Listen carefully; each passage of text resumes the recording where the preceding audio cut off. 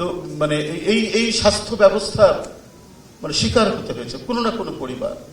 আমরা এই ধরনের অবস্থার মধ্যে পড়েছি। তো এই সমস্ত বিষয়গুলি আছে।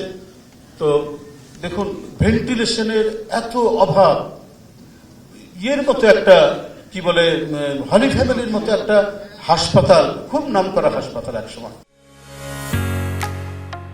ঢালাইয়ের সেরা প্রিমিয়ার সিমেন্ট একসময় যখন খ্রিস্টান মিশনারিরা চালাতো, এখনো অনেক পরিষ্কার পরিচ্ছন্ন হাসপাতাল।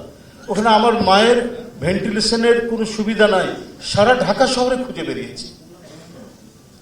খুঁজে বেড়াতে বেড়াতে মানে কোথাও না পেয়ে বাধ্য হয়ে একটা ধানমন্ডির একটা প্রাইভেট ক্লিনিকে। হ্যাঁ, তো এই যে ঘটনাগুলো, সে মানে এই জিনিসগুলো আমাদেরকে মানে যোগ করতে হবে বলে আমি মনে করি। আমাদের এগুলো দেখতে হবে যাতে সাধারণ মানুষ অ্যাড্রেস করতে পারে এই বিষয়টি।